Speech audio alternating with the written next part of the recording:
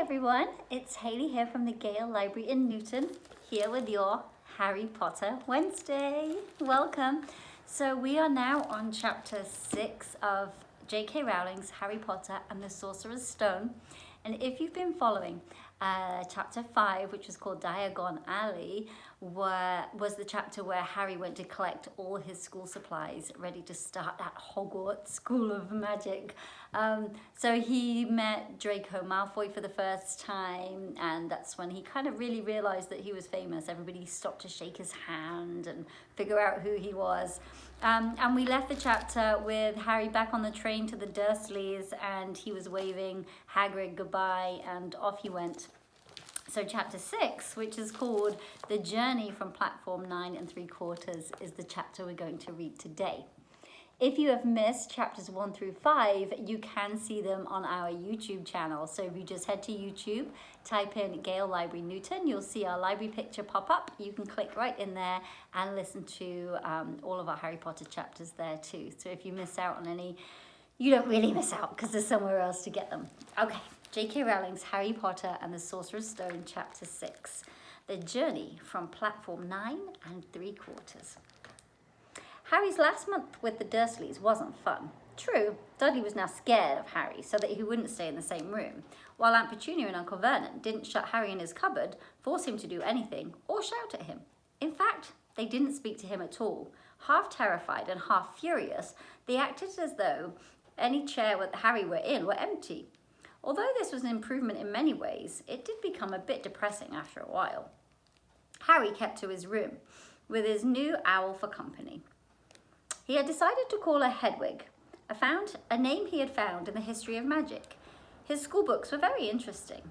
He lay on his bed reading late into the night, Hedwig swooping in and out of the open window as she pleased. It was lucky that Aunt Petunia didn't come in to vacuum anymore, because Hedwig kept bringing back dead mice. Every night before he went to sleep, Harry ticked off another day on a piece of paper that he had pinned to the wall, counting down to September the 1st. On the last day of August, he thought he'd better speak to his aunt and uncle about getting to King's Cross Station the next day. So he went down to the living room where they were watching a quiz show on television. He cleared his throat to let them know he was there, and Dudley screamed and ran from the room. Uncle Vernon? Uncle Vernon grunted to show that he was listening. I need to be at King's Cross tomorrow. To go to Hogwarts? Uncle Vernon grunted again. Would it be all right if you gave me a lift?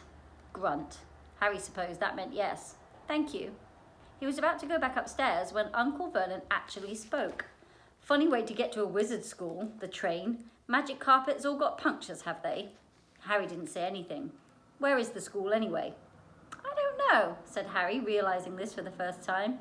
He pulled the ticket Hagrid had given him out of his pocket.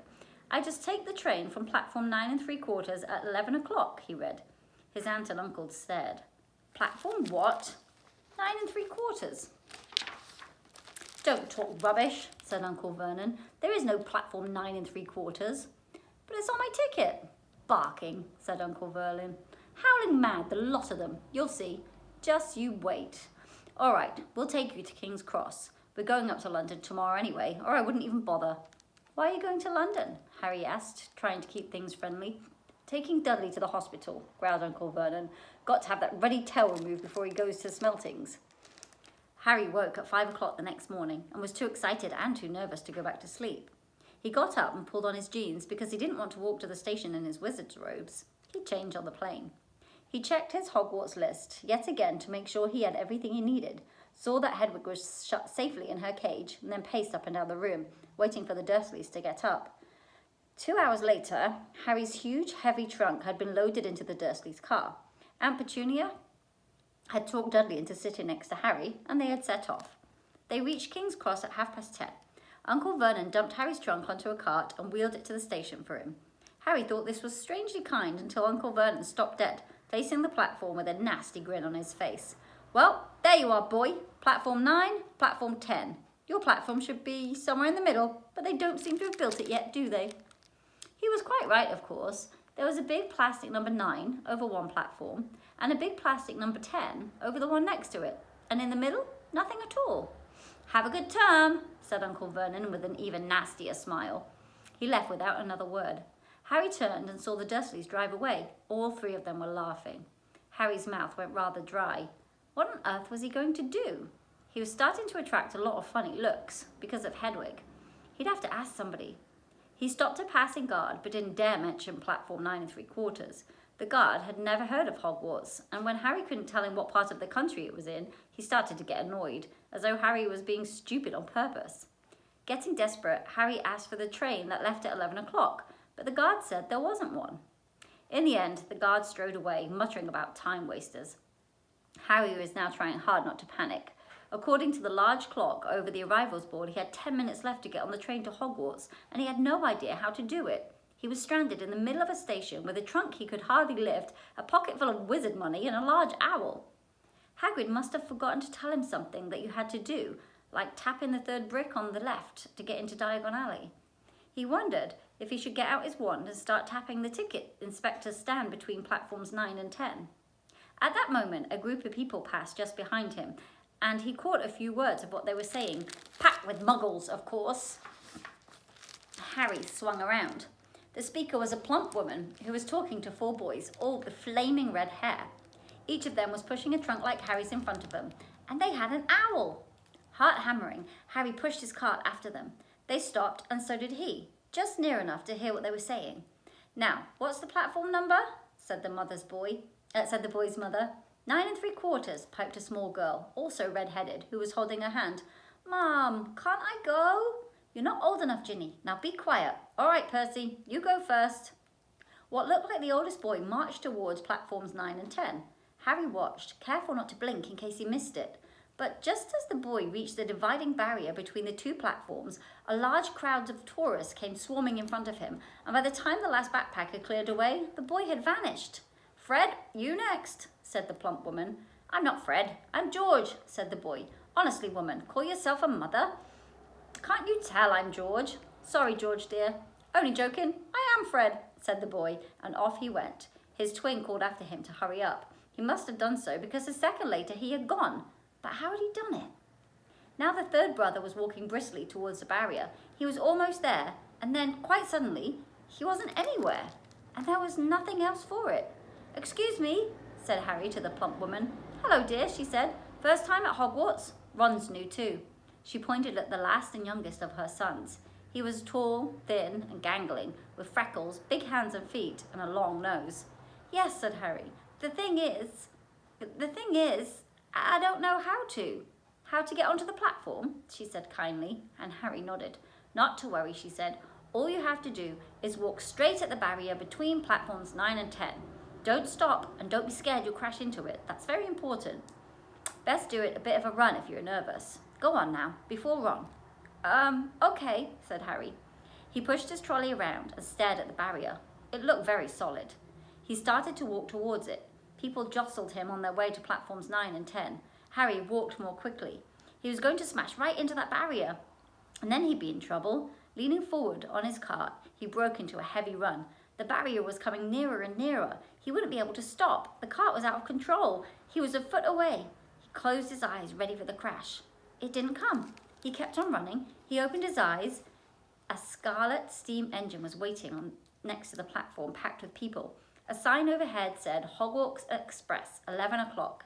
Harry looked behind him and saw a wrought iron archway where the barrier had been, with the words, Platform 9 3/4 on it.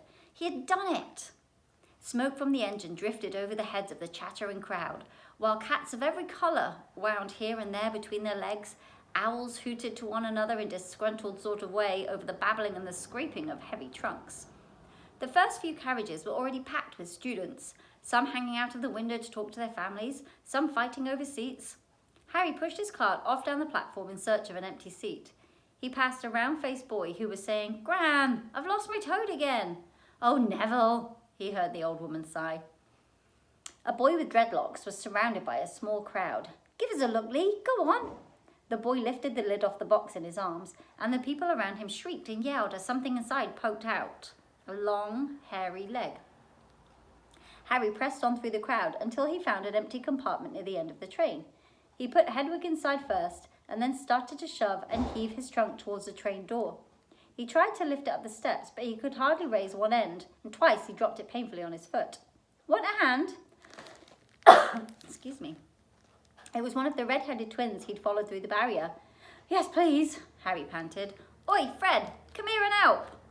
With the twins' help, Harry's trunk was at last tucked away in the corner of the compartment. Thanks, said Harry, pushing his sweaty hair out of his eyes. What's that? Said one of the twins suddenly, pointing at Harry's lightning scar. Blimey, said the other twin. Are you? He is, said the first twin. Aren't you? He added to Harry. What? Said Harry. Harry Potter, chorused the twins. Oh, him, said Harry. I mean, yes, I am. The two boys gawked at him, and Harry felt himself turning red. Then, to his relief, a voice came floating in through the train's open door. Fred? George? Are you there? Coming, Mum. With a last look at Harry, the twins hopped off the train. Harry sat down next to the window, where, half hidden, he could watch the red-haired family on the platform and hear what they were saying. Their mother had just taken out her handkerchief. Ron, you've got something on your nose. The youngest boy tried to jerk out of the way, but she grabbed him and began rubbing the end of his nose. Mom, get off! He wriggled free. Ah, he has an ickle-ras-ickle Ronnie got something on his nose, said one of the twins. Shut up, said Ron. Where's Percy, said their mother. He's coming now. The oldest boy came striding into sight. He had already changed into his billowing black Hogwarts robes, and Harry noticed a shiny silver badge on his chest with the letter P on it. Can't stay long, Mother, he said. I'm up front. The prefects have got 2 compartments to themselves. Oh, are you a prefect, Percy? Said one of the twins with an air of great surprise. You should have said something. We had no idea. Hang on. I think I remember him saying something about it, said the other twin. Once, or twice, a minute, all summer. Oh, shut up, said Percy the prefect. How come Percy gets new robes anyway? Said one of the twins. Because he's a prefect, said their mother fondly. All right, dear. Well, have a good term. Send me an owl when you get there. She kissed Percy on the cheek and left.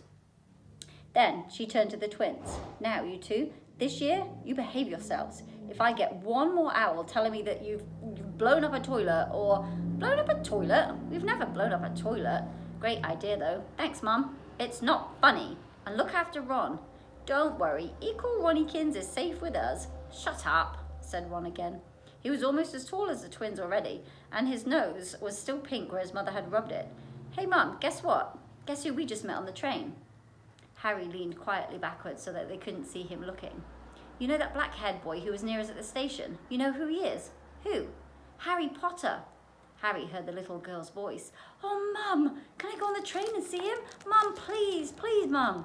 You've already seen him, Ginny, and the poor boy isn't something you can goggle at the zoo.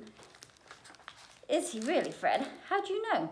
I asked him. I saw his scar. It's really there, like lightning. Poor dear. No wonder he was alone. I wondered. He was ever so polite when he asked how to get on the platform. Never mind that. Do you think he remembers what you-know-who looks like? Their mother suddenly became very stern. I forbid you to ask him, Fred. No, don't you dare. As though he needs reminding of that on his first day at school. All right, keep your hair on. A whistle sounded. Hurry up, said their mother, and the 3 boys clambered onto the train. They leaned out of the window for her to kiss them goodbye, and then their youngest sister began to cry. Don't, Ginny. We'll send you loads of owls. We'll send you a Hogwarts toilet seat. George. Only joking, Mum. The train began to move. Harry saw the boy's mother waving, and their sister half laughing, half crying, trying to run to keep up with the train until it gathered too much speed. Then she fell back and waved. Harry watched the girl and her mother disappear as the train rounded the corner. Houses flashed past the window. Harry felt a great leap of excitement. He didn't know what he was going to do, but it had to be better than what he was leaving behind.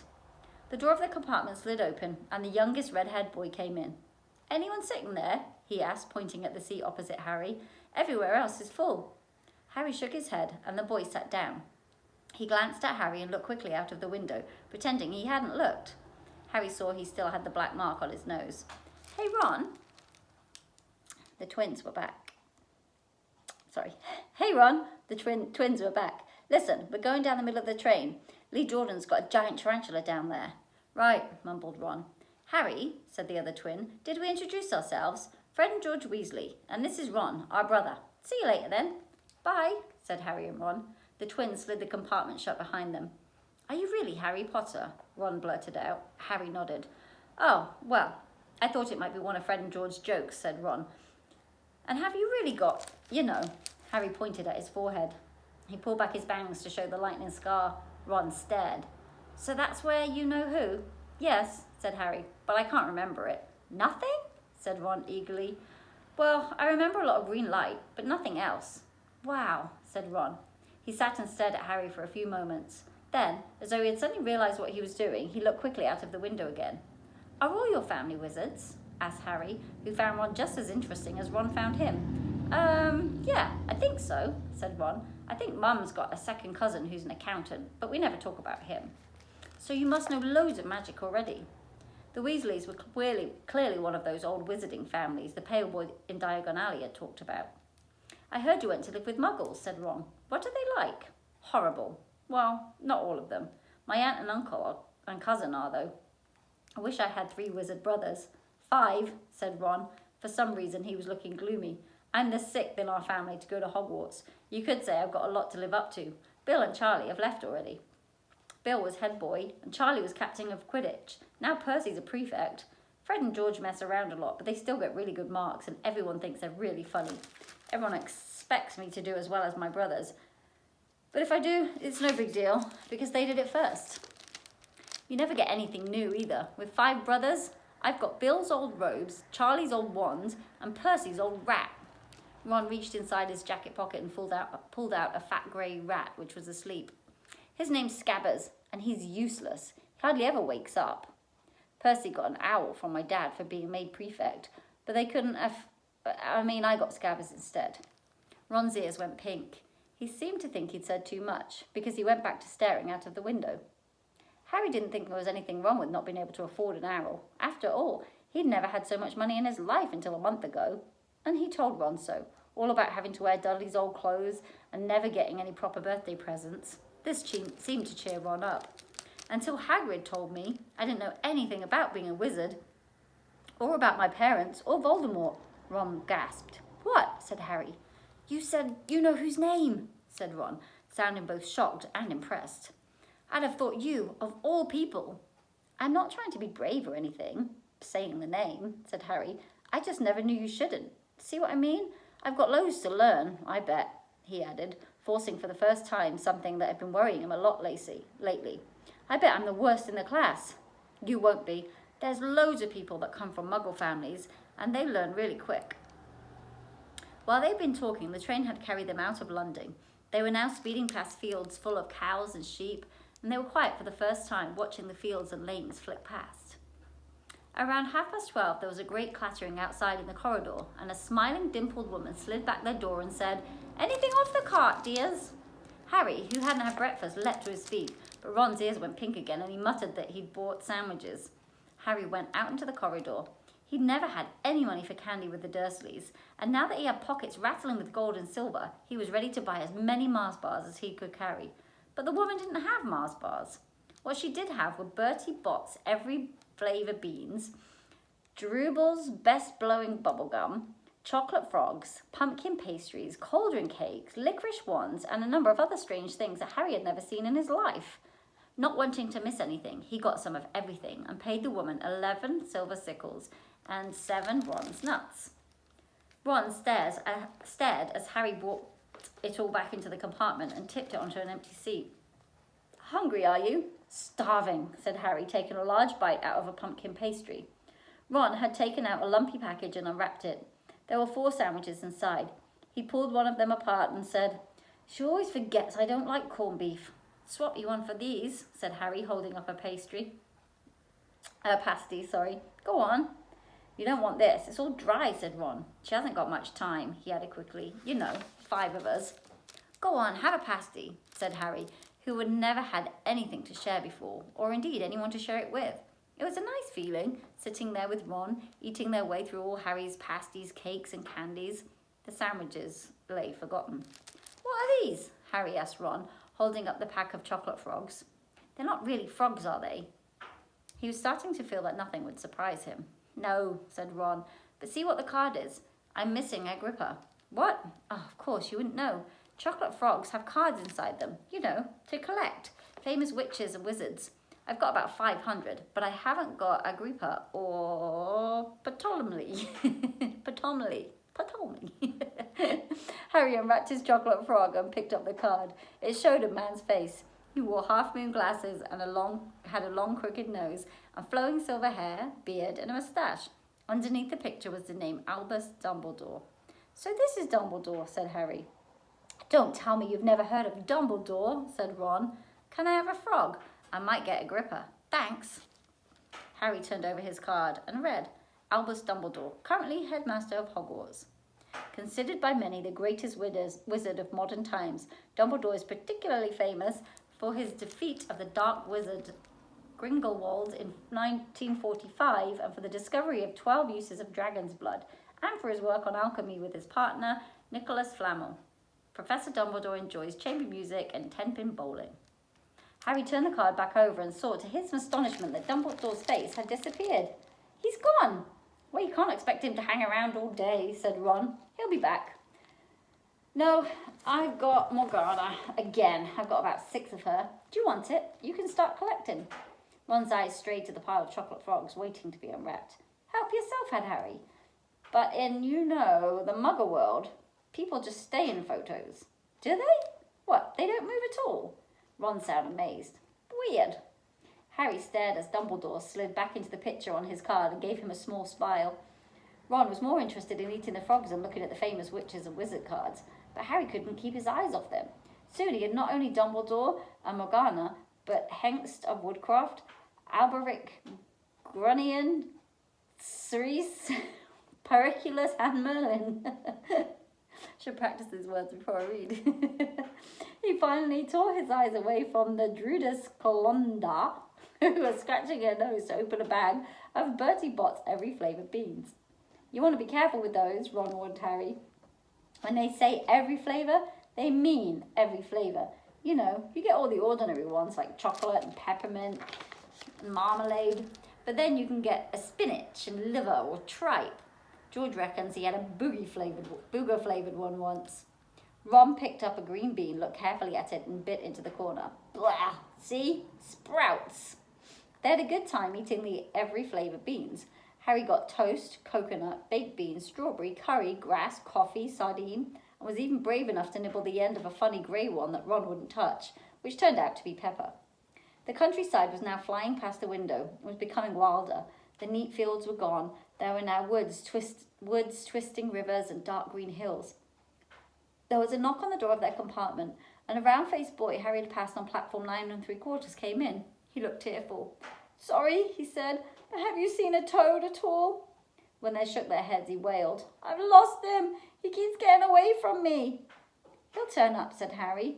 Yes, said the boy miserably. Well, if you see him. He left. I don't know why he's so bothered, said Ron. If I brought a toad, I'd lose it as quick as I could. Mind you, I brought Scabbers, so I can't talk. The rat was still snoozing on Ron's lap. He might have died and you wouldn't know the difference, said Ron in disgust. I tried to turn him yellow yesterday to make him more interested, but the spell didn't work. I'll show you, look. He rummaged around in his trunk and pulled out a very battered-looking wand. It was chipped in places and something white was glinting at the end. Unicorn's hair nearly poking out. Anyway, he had just raised his wand when the compartment door slid open again.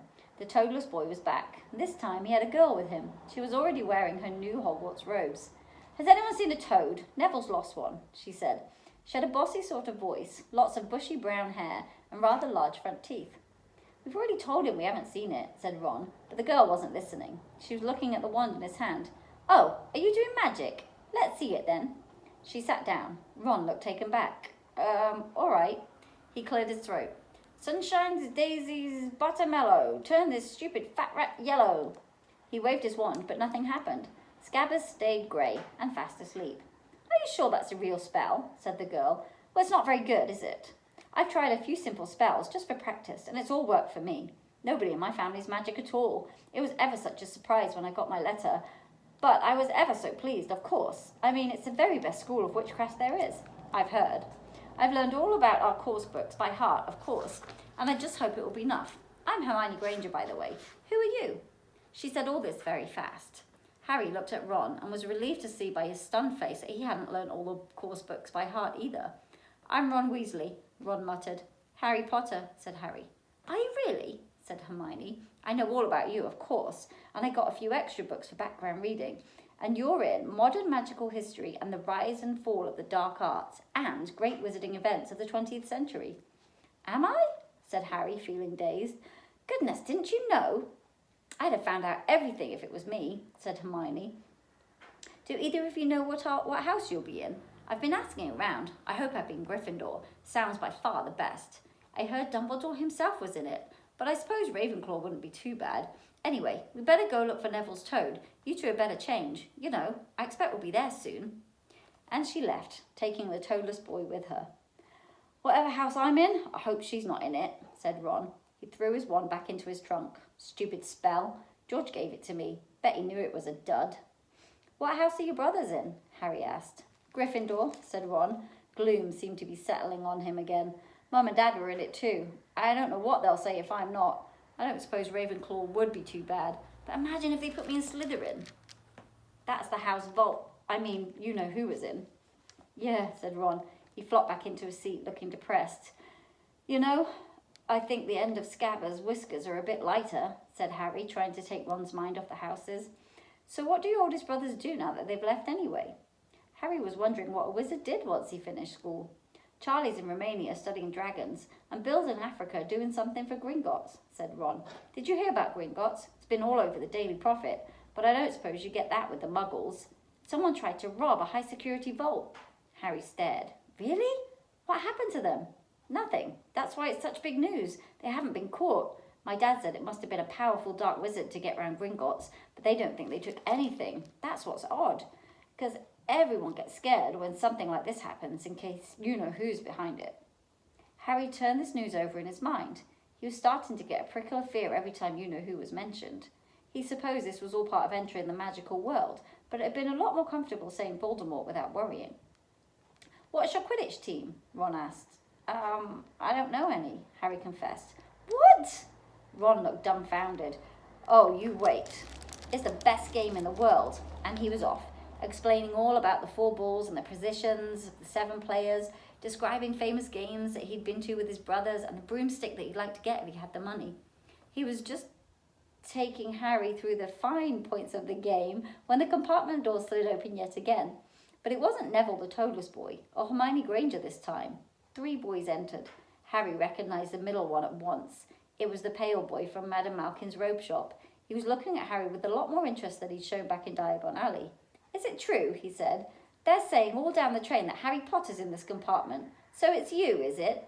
"Yes," said Harry. He was looking at the other boys. Both of them were thick-set and looked extremely mean. Standing on either side of the pale boy, they looked like bodyguards. "Oh, this is Crabbe and Goyle. Said the pale boy carelessly, noticing where Harry was looking. "My name's Malfoy, Draco Malfoy." Ron gave a slight cough, which might have been hiding a snigger. Draco Malfoy looked at him. "Think my name's funny, do you?" "No need to ask who you are. My father told me all about the Weasleys. They have red hair, freckles, and more children than they can afford." He turned back to Harry. "You'll soon find some wizarding families are much better than others, Potter. You don't want to go making friends with the wrong sort. I can help you there." He held out his hand to shake Harry's, but Harry didn't take it. "I think I can tell who the wrong sort are for myself, thanks," he said coolly. Draco Malfoy didn't go red, but a pink tinge appeared in his pale cheeks. "I'd be careful if I were you, Potter," he said slowly. "Unless you're a bit politer, you'll go the same way as your parents. They didn't know what was good for them either. You hang around with riffraff like the Weasleys and that Hagrid, it'll rub off on you." Both Harry and Ron stood up. "Say that again," said Ron, his face as red as his hair. "Oh, you're going to fight us, are you?" Malfoy sneered. "Unless you get out now," said Harry, more bravely than he felt, because Crabbe and Goyle were a lot bigger than him or Ron. "We don't feel like leaving, do we, boys? We've eaten all our food, and you still seem to have some." Goyle reached towards the chocolate frogs next to Ron. Ron leapt forward, but before he'd so much as touched Goyle, Goyle let out a horrible yell. Scabbers the rat was hanging off his finger, sharp little teeth sunk into Goyle's knuckle. Crabbe and Malfoy backed away as Goyle swung Scabbers around and around, howling, and when Scabbers finally flew off and hit the window, all 3 of them disappeared at once. Perhaps they thought there were more rats lurking among the sweets, or perhaps they'd heard footsteps, because a second later Hermione Granger had come in. "What has been going on?" she said, looking at all the sweets all over the floor and Ron picking up Scabbers by his tail. "I think he's been knocked out," Ron said to Harry. He looked closer at Scabbers. "No, I don't believe it. He's gone back to sleep." And so he had. "You've met Malfoy before?" Harry explained about their meeting in Diagon Alley. "I've heard of his family," said Ron darkly. "They were some of the first to come back to our side after you-know-who disappeared. Said they'd been bewitched. My dad doesn't believe it. He says Malfoy's father didn't need an excuse to go to the dark side." He turned to Hermione. "Can we help you with something?" "You better hurry up and put your robes on. I've just been up to the front to ask the conductor, and he says we're nearly there." "You haven't been fighting, have you? You'll be in trouble before we even get there." "Scabbers has been fighting, not us," said Ron, scowling at her. "Would you mind leaving us while we change?" "All right. I only came in here because people outside were behaving very childishly, racing up and down the corridors," said Hermione in a sniffy voice. "And you've got dirt on your nose, by the way. Did you know?" Ron glared at her as she left. Harry peered out of the window. It was getting dark. He could see mountains and forests under a deep purple sky. The train didn't seem to be slowing down. He and Ron took off their jackets and pulled on their long black robes. Ron's was a bit short for him. You could see his sneakers underneath them. A voice echoed through the train. "We will be reaching Hogwarts in 5 minutes' time. Please leave your luggage on the train. It will be taken to the schools separately." Harry's stomach lurched with nerves, and Ron, he saw, looked pale under his freckles. They crammed their pockets with the last of the sweets and joined the crowd thronging in the corridor.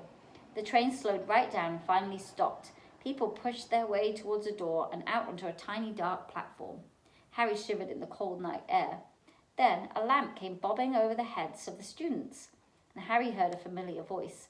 First years, over here. All right there, Harry." Hagrid's big, hairy face beamed over the sea of heads. "Come on, follow me. Any more first years? Mind your step now. First years, follow me."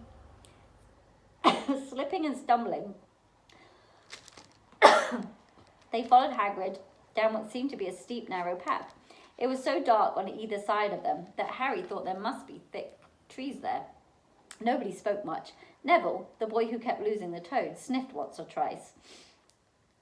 "You get your first years, get your first sight of Hogwarts in a sec," Hagrid called over the shoulder. "Just around this bend here." There was a loud ooh. The narrow path had opened suddenly onto an edge of a great black lake. Perched atop a high mountain on the other side, its windows sparkling in the starry sky, was a vast castle with many turrets and towers. "No more than 4 to a boat," called Hagrid, pointing to a fleet of little boats sitting on the water by the shore. Harry and Ron were followed onto their boat by Neville and Hermione. "Everyone in!" shouted Hagrid, who had a boat to himself. "Right then, forward!" And the little fleet of boats moved all at once, gliding across the lake, which was as smooth as glass. Everyone was silent, staring up at the great castle overhead. It towered over them as they sailed nearer and nearer to the cliff on which it stood. "Heads down!" yelled Hagrid as the first boat reached the cliff. They all bent their heads, and the little boats carried them through a curtain of ivy that hid a wide opening in the face of the cliff. They were carried along a dark tunnel which seemed to be taking them right underneath the castle, until they reached a kind of underground harbour where they clambered out onto the rocks and pebbles. "Oi, you there! Is this your toad?" said Hagrid, who was checking the boats as people climbed out of them. "Trevor!" cried Neville blissfully, holding out his hands. Then they clambered up the passageway in the rock after Hagrid's lamp, coming out onto the last smooth, damp grass right in the shadow of the castle. They walked up the flight of stone steps and crowded around the huge oak front door. "Everyone here? You there, still got your toad?" Hagrid raised a gigantic fist and knocked 3 times on the castle door. The end of chapter 6. That was quite a long chapter too. It's a couple of long chapters. Chapter 7, which I will be back with next Wednesday at 4:30, it's called The Sorting Hat. And I happen to know that is when all of the students of Hogwarts get to know what house they are in. So we will be back next Wednesday with Chapter 7 of Harry Potter and the Sorcerer's Stone by J.K. Rowling. Don't forget the library is open, so you can come and see us. And we have we'll be making after this monster books. So stay tuned after this this recording for our monster books. You can come into the library Mondays and Wednesdays from 12 until 6, Tuesdays, Saturdays 9 till 1, and Fridays from 9 until 3. So take care, you guys. It was great to see you. I will see you in just a minute for monster books. Have a good week. Bye.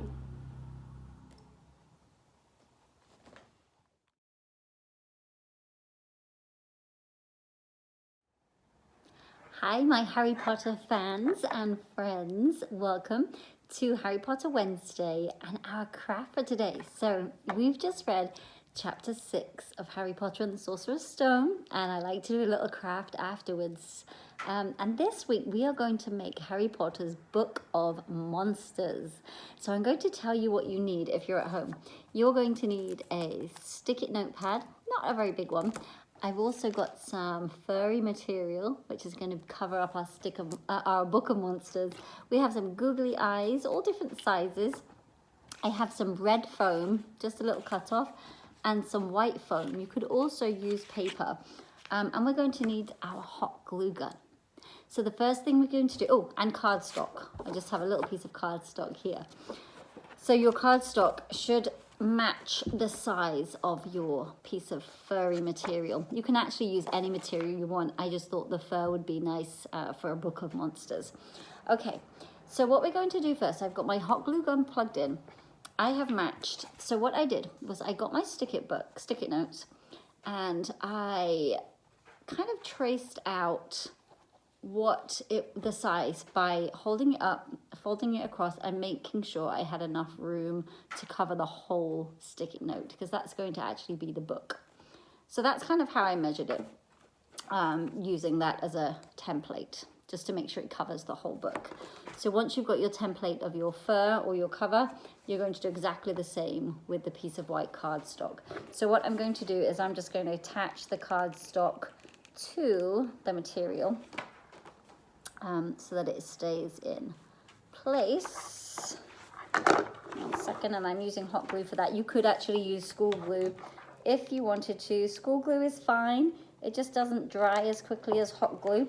So I like to use hot glue just to save the waiting time. And I'm just putting as much as I can get on so it sticks. So now I've got cardstock on one side and my furry paper and my furry material on the other side. Get my words right. Okay. So once that is stuck, it dries very quickly with hot glue. We're going to add our stick-it notepad. So we want to make sure the sealed end is in the middle. So what I'm going to do is I'm just going to hot glue it right into the middle of the bottom half of our book. So it's very, very easy. So I'm just going to add hot glue all the way to the bottom of our sticky notepad. Make sure I'm putting it the right way, and pop it into the middle of our book so it sits right in the center, so that when I fold it over, it sits central. Okay, so we don't need to stick the top down, we're just sticking the bottom down. Now what I did beforehand is I printed out a little Book of Monsters sign that I could stick inside. So again, you could use a glue stick for this. I don't have one with me, so I'm just going to hot glue it down. If you're using the hot glue gun, please remember to be very careful. It is very hot and we don't want any accidents, right? So I have my Book of Monsters. So when we close our book and we open it, we can see inside is the Book of Monsters. Now we just need to add our teeth and our tongue.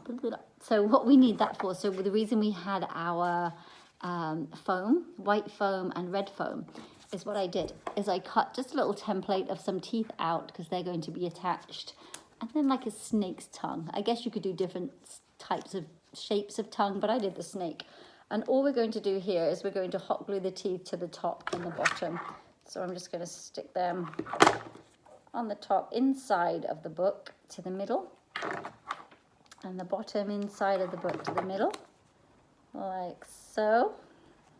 So then you have your teeth. Ow, ow, ow, ow. And then I'm going to add my tongue onto the top of the bottom teeth. Again, just using a touch of hot glue. We have our tongue for our Book of Monsters. Now we're just going to add the finishing touch, which is eyes.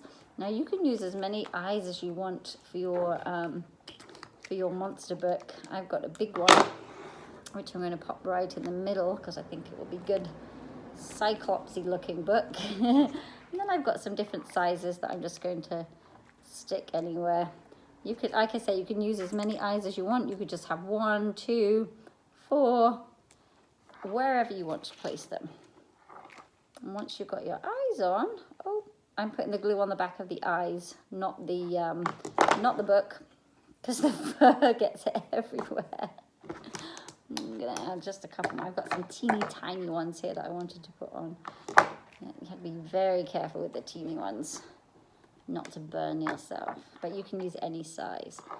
And that, my friends, oh, kind of dropped that one in place. I'm gonna add one more. I like it to have lots of eyes, and I'm gonna show you the finished product. I'm gonna stick that one here. Ah! There we go. We have our Book of Monsters. When you open it up, you have your title. You can actually use the book to write your magic spells, and it looks really effective, like a little bit like a monster. So I hope you enjoyed that. You don't need too many resources, but if you're in the library today, obviously we have everything you need to make your very own Book of Monsters. Hope you enjoyed it. We will see you next week for Harry Potter Wednesday and Chapter 7. Take care, my friends. Bye-bye.